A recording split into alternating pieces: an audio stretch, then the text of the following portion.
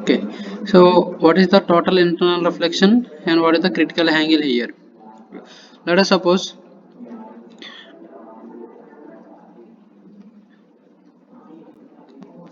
this is represented as the normal line or normal axis, and this is represented as the surface.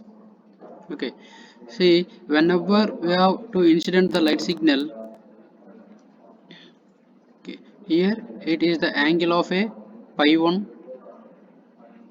The angle is incident angle is pi 1, and the refracted signal having an angle of pi 2,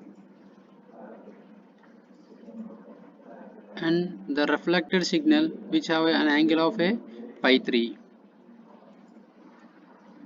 So based upon the incident signal, there may be a signal will be refracted and reflected. So how the signal will be reflected and refracted? Okay, let us suppose if the signal is incident with an angle of pi 1, the signal is incident at an angle of pi 1. See, in this case, according to this condition, the n1 is constant, n2 is constant, there is no change in the refractive indexes. Here it is related to pi 1 should be related to the pi 2. Yes or no? The pi 1 is related to pi 2 here. Means the phase of a incident signal, it should be related with the phase of a pi 2.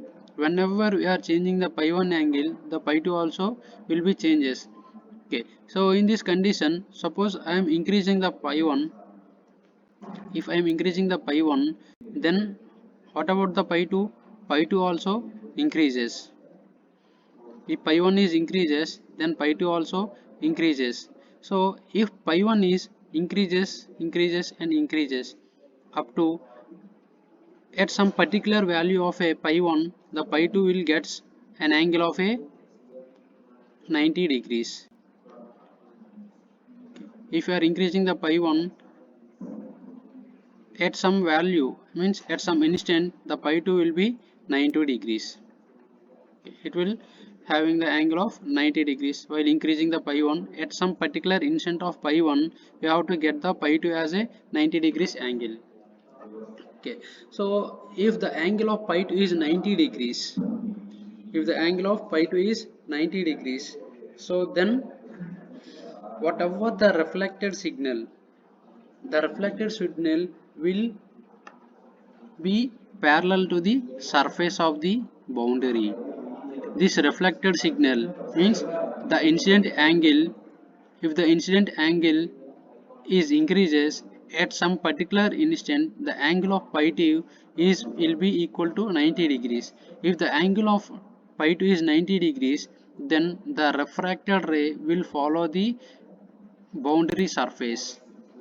This signal is now follow the boundary of the surface, means which is parallel to the boundary surface.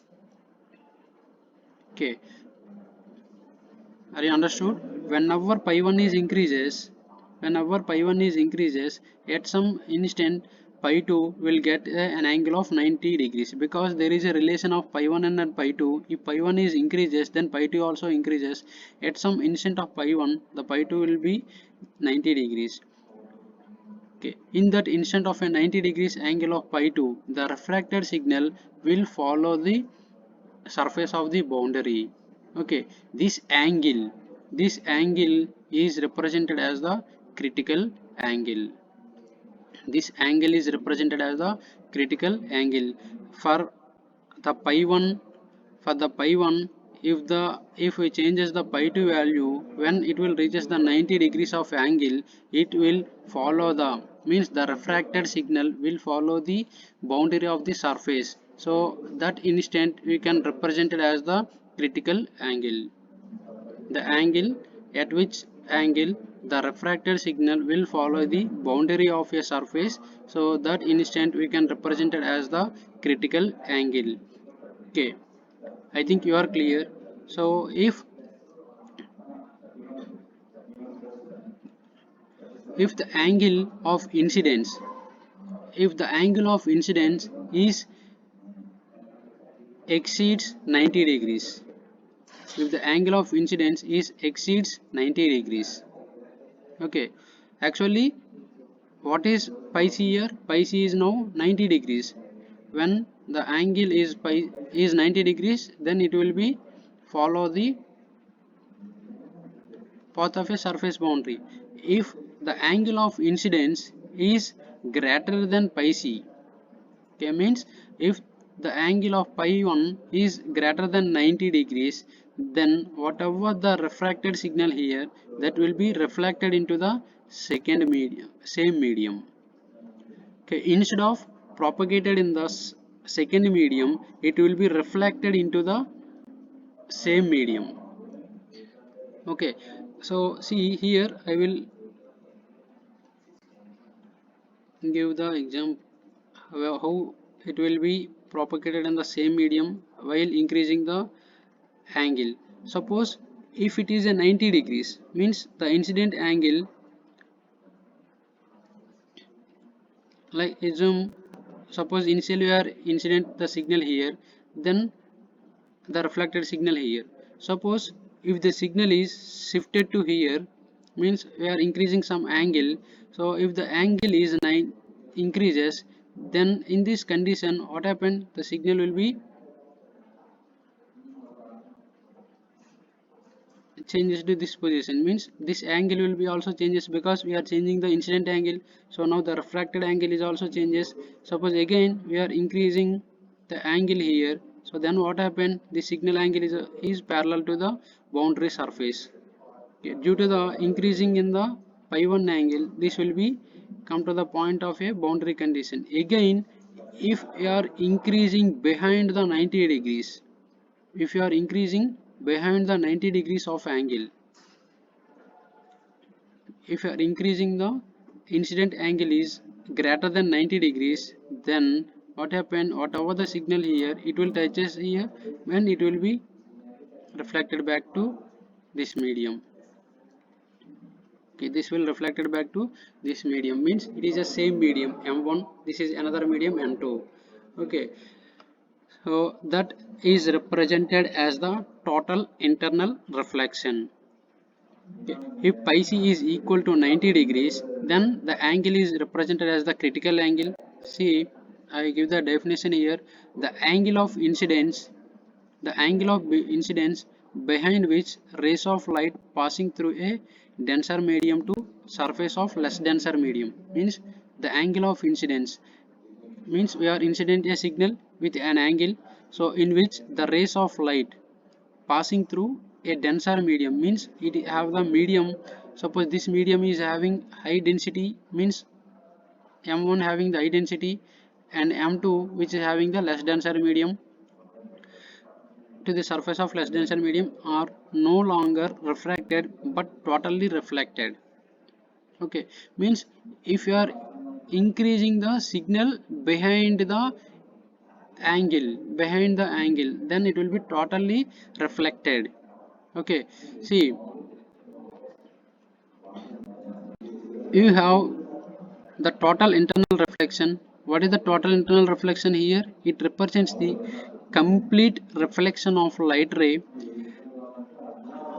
reaching an interface with a less dense medium when the angle of incidence is exceeds the critical angle is called as total internal reflection.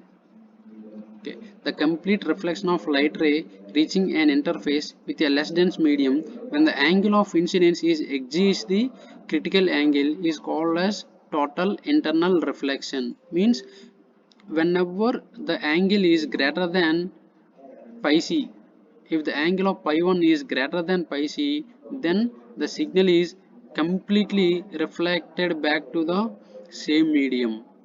Okay, this is represented as the total internal reflection.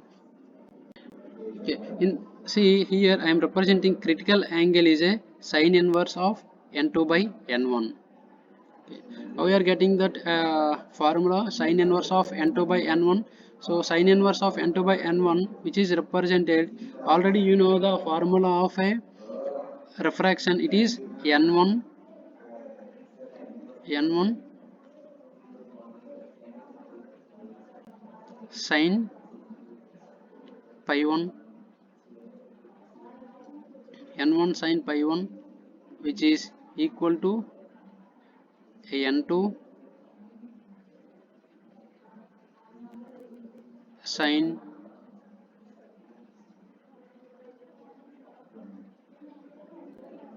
pi 2. Okay, see, in that condition we have represented as, now it is sin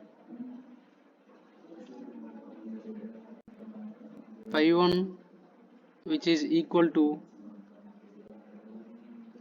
n2 by n1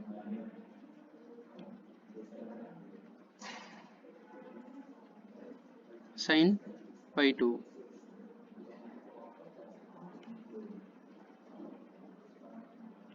n2 by n1 sin pi 2. So here the critical angle is represented whenever the angle of pi 2 which is equal to sin 90 degrees. Yes or no? Which is equal to 90 degrees. Already we are discussed, if you are increasing the pi 1, we are increasing the pi 1 here at some particular value, the value of pi 2 will goes to 90 degrees. Will goes to 90 degrees means it will follow the same path. See, whenever it is a 90 degrees, it will goes the path of a surface, means surface boundary. So this angle is 90 degrees. So while substituting the angle of pi 2 is 90 degrees, then sin 90 is 1. Then sin 90 is 1. Yes or no? If the angle of pi 2 is 90 degrees, the angle of sin 90 is 1. So the value is n2 by n1. The sin pi 1 is represented as n2 by n1. Okay, here the pi 1 is represented as pi c because it is a critical angle. So now the pi c, which is represented as sin inverse of n2 by n1. So here generally the formula is n1 sin pi 1 is equal to n2 sin pi 2. So in this condition, according to the refraction, if you are increasing the pi 1, if we are increasing the pi 1, the angle of pi 2 is also increases. At some particular instant of pi 1, the pi 2 will go 90 degrees. While increasing the pi 1, the pi 2 will be come to the point of a 90 degrees. Okay, in that condition, what happened? The total refracted signal will parallel to the surface boundary. Whatever the total refracted signal now, this will be parallel to the surface boundary. So by substituting the value of 90 degrees in the value of a sin pi 2, the sin 90 is 1. So here n2 into 1 is n2. So now the value of sin pi 1, so here the pi 1 is increases, so we are getting the value is 90 degrees. That angle is represented as a critical angle. So here pi 1 is replaced as a pi c. Okay, now sin pi c is equal to n2 by n1. So from that we have to calculate the pi c value. The pi c is equal to, so if sin is given here, it is represented as sin inverse of n2 by n1. So this is the formula of a critical angle. And the another one is the total internal reflection. So the total internal reflection means, suppose this is a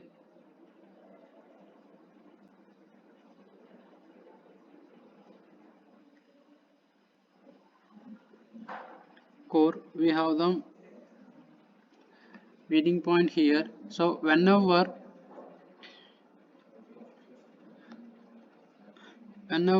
we are incident the signal here, so first case, this is the total reflected signal.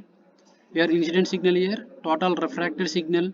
So in the second case, what happened? If you are increasing the angle from here to here, suppose I am increasing the angle like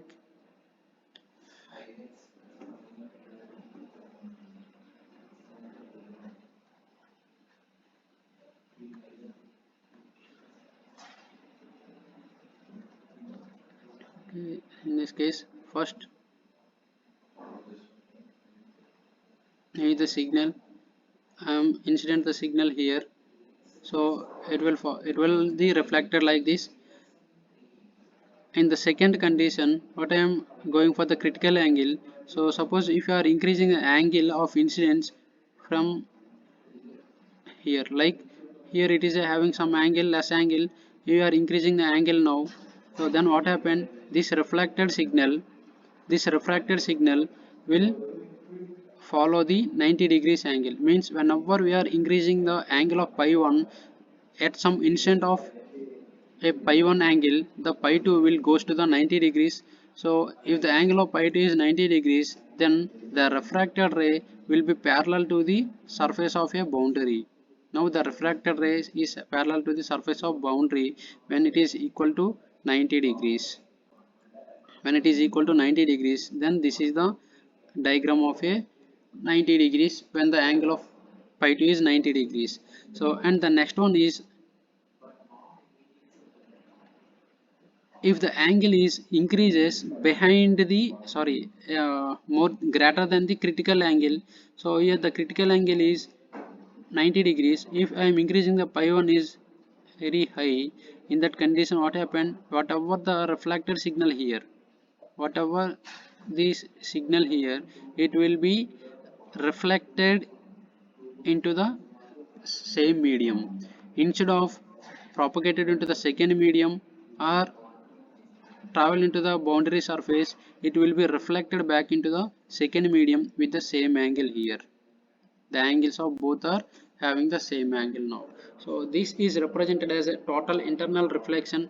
So the total internal reflection means, suppose if you are incident the signal here, it will touches the boundary of the surface. So then what happened, the total internal reflection means whatever you have touches the boundary of the surface. It means whenever pi 1 is greater than pi c, in that condition again this signal will be reflected with the same angle. Again the signal will be reflected with the same angle and touches the another boundary condition. Again here it will be reflected back with the same angle due to the total internal reflections. Okay. Like this, the signal will be travel inside the optical fiber.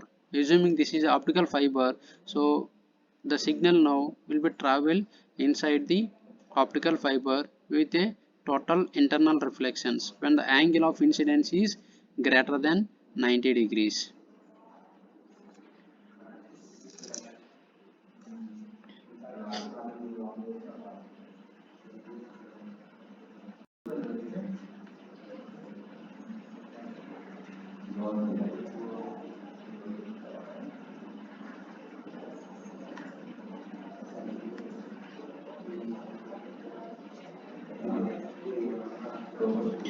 Okay, see the structure of a optical fiber.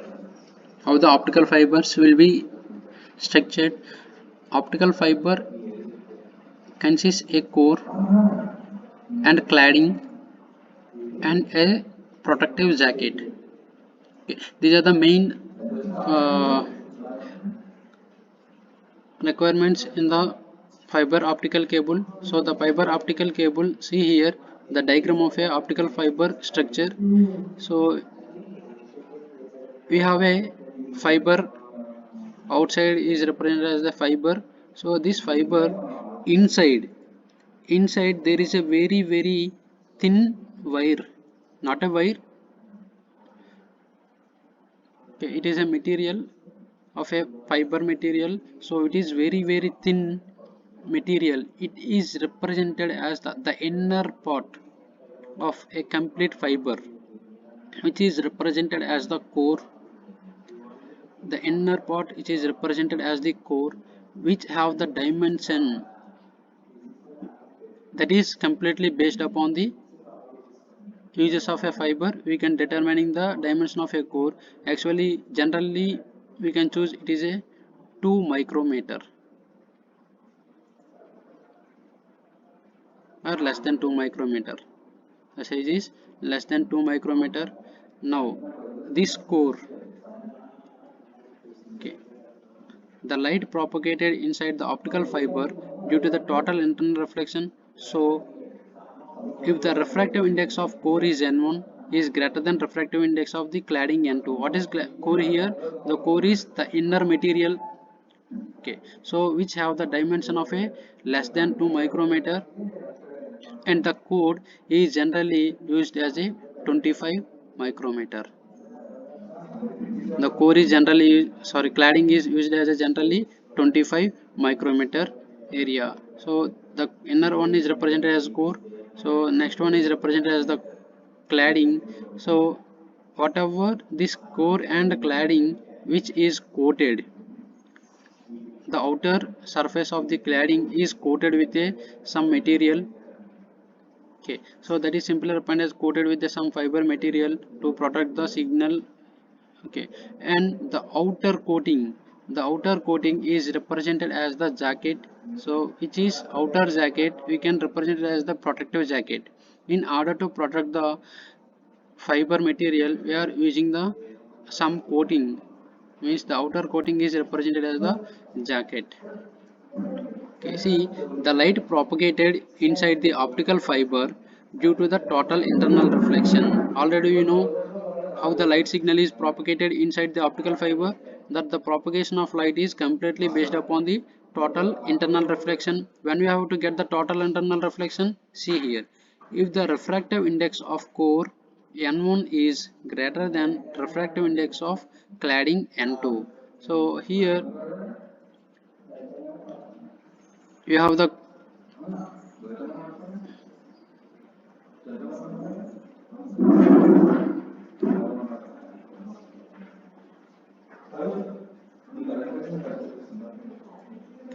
this is the inner part is represented as the core, the outer one is represented as the cladding.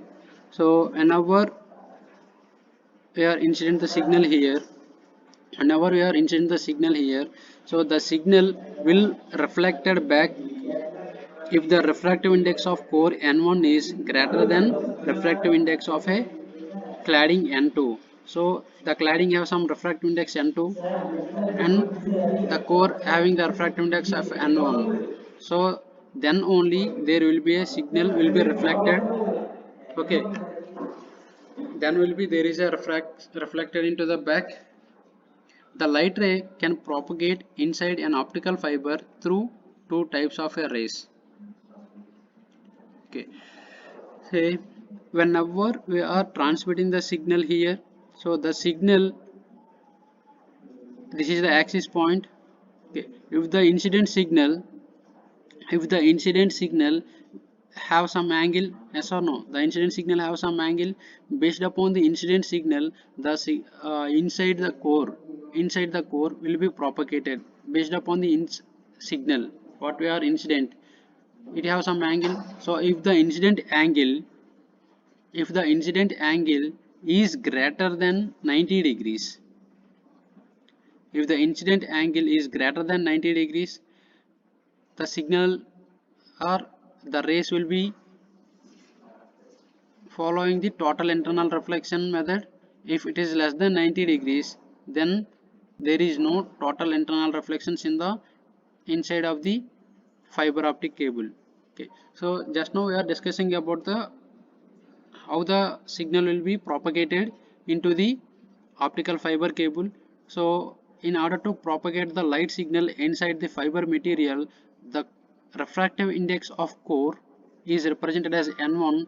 It should be greater than the refractive index of N2, then only there will be a proper signal will be propagated inside the waveguide, okay. Here whatever the light ray propagated inside an optical fiber, that is depends upon the two types of rays, it will be propagated in the two modes. So that modes is represented as meridional ray, one of the ray is represented as meridional ray and another one is represented as skew rays, okay. In two ways the signal will be propagated inside the optical fiber cable. In two ways the signal will be propagated inside the optical fiber cable. A ray that always passes through axis of optical fiber is called as the meridional rays. Meridional rays means whatever the rays you have, that rays always passes through axis of optical fiber is called as the meridional rays. Here the axis of fiber and incident light ray are lie in the same plane. Such rays gives the high intensity of light at the center of the axis. See, in the condition what you have to discuss, a ray that always passes through axis of optical fiber. Through the axis of optical fiber is called as meridional rays. The axis of fiber and the axis of fiber and incident light ray are lie in the same plane. Such rays give the high intensity of light at the center of the core. Okay, if the fiber axis and incident lies means incident light which are having the same plane, so then means we should be both are in the same angle or same plane. Suppose you are incident the signal, assuming this is a center plane. So now I am assuming we are incident the signal here. That signal and the fiber axis, this axis and the incident signal are in the same plane, then the signal will be represented as the meridional ray. The signal is represented as the meridional ray. So meridional rays means the ray that always passes through the axis of the optical fiber. Yes or no? Whatever the ray we have, that ray will passes through the axis of the optical fiber is called as the meridional rays. The axis of the fiber and incident light ray are lie in the same plane. Such rays are gives the high intensity of light at the center of the core. I think you are clear this point. What is the meridional ray? The meridional ray which describes that whatever the ray will passes through the axis of optical fiber is called as the meridional ray. So in this condition, the axis and the incident signal both are in the same plane. Okay. Come to the point of a skew ray. Come to the point of skew rays. What is the skew rays here? The skew ray which represents a ray that travels in non-planar zigzag path. Non-planar zigzag path and never crosses the axis of a optical fiber. It will travels in the zigzag path in non-planar way. So it will see in the meridional rays, which follow the axis and it will crosses the axis at every time. It will follow the plane made and it will crosses the axis at the same time. This is represented as the meridional rays. While come to the point of a skew rays, the skew rays that travels in a non-planar zigzag path, and never crosses the axis of optical fiber is known as the skew rays. Okay, these skew rays are difficult to visualize. We cannot visualize the skew rays. So here see the skew rays here. So sir, here there is a one difference between the meridional ray and skew ray. Yes or no? There is one difference between meridional ray and skew ray. What is that difference? The meridional ray which always follow the axis means the plane of the axis and incident plane which have the same. But here in the skew ray, the incident plane is not same as the axis, means an array that never crosses the axis of a fiber. Here see, in this condition, this is the axis. So actually if it is a meridional ray, so in the meridional ray condition, so this is assuming the axis.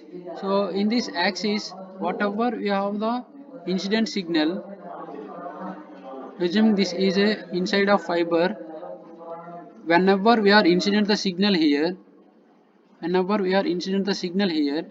incident signal will be same as the axis, means whenever the incident signal will follow the axis, so then there will be a total internal reflections that will be represented as the meridional ray. But here in this case, this axis this is the axis, but this is the incident signal. So this incident signal will not cross the axis here. That is the difference between the meridional ray and the skew rays. The ray that travels in a non-planar zigzag path. Here, this skew rays, which is also called as the helical rays, which is in the same of helical path. Okay, a skew ray that travel in a non-planar zigzag path and never crosses the axis of optical fiber is known as the skew rays. These skew rays are difficult to visualize. Okay. The skew rays that are output of the fiber optic depend upon the number of refractions undergoes. Means the skew rays at the output of the fiber. So this is the fiber. You can get the fiber output. So at the output of the fiber, how many rays we can get? The skew rays at the output of the fiber optic depends upon the number of reflections undergone. Okay, means inside there is a number of reflections here, so based upon this number of reflections we have to get the output at the fiber optic, and the skew ray tend to make the light output is more uniform from the fiber. Okay, so if we are traveling, whenever the signal is travel in terms of a skew rays at the output of a fiber, we have to get the uniform fiber. Means uniform fiber means at the output of a fiber you have to get the light output is a uniform manner. Okay, so that is the representation of a skew rays. What is the difference between meridional rays and skew rays? The meridional rays, which is represented as a ray that always passes through the axis of optical fiber. So you already you discussed the axis of the fiber, means this is the axis is represented as the center axis. So this is the representation of a optical fiber. So in the meridional ray, the incident light signal here, it is always passes through the axis. Okay, likewise, the signal incident signal will passes through the axis of the fiber, means axis of the center axis of the optical fiber cable. Okay, so here the axis of the fiber and incident light rays are lie in the same plane. Okay, whatever we are incidenting the light signal and whatever the incident light signal and the fiber axis which are in the same plane. So see here, this is the straight line which have some plane, this is the straight line which have both are having the same plane. Yes or no? So this type of signal which is represented as the meridional rays. This type of rays are called as the meridional rays. And come to the point of a skew rays, the skew rays that travels in a non-planar zigzag. It is the zigzag path. The zigzag path means this path is represented as the zigzag path and never crosses the axis of the optical fiber. See here, this is the axis. It never crosses the axis of the fiber, but meridional rays will crosses the axis. Okay, so is known as the skew rays. These skew rays are difficult to visualize, and if the signal is travel in terms of a skew rays at the output of a fiber optic, we have to get the some light signal. Thus light signal which is depends upon the how many reflections which are undergoes in the optical fiber. Inside of the optical fiber it have some reflections. Based upon the reflections we have to get the output at the end of a fiber. Okay, I think you are clear. Up to now we are completing the topics. The first topic is introduction to optical communication. First one is introduction to optical communication and what are the advantages and general block diagram of optical communication system and nature of light signal. So in that nature of light signal we are described ray transmission and way of transmission. In the ray transmission again there is a different rays, meridional rays and skew rays. So and also we have discussed total internal reflections and critical angle. So tomorrow we don't have any session because tomorrow is Christmas. So day after tomorrow we have to plan another session. Up to now you are clear, I think. Do you have any problem with the class?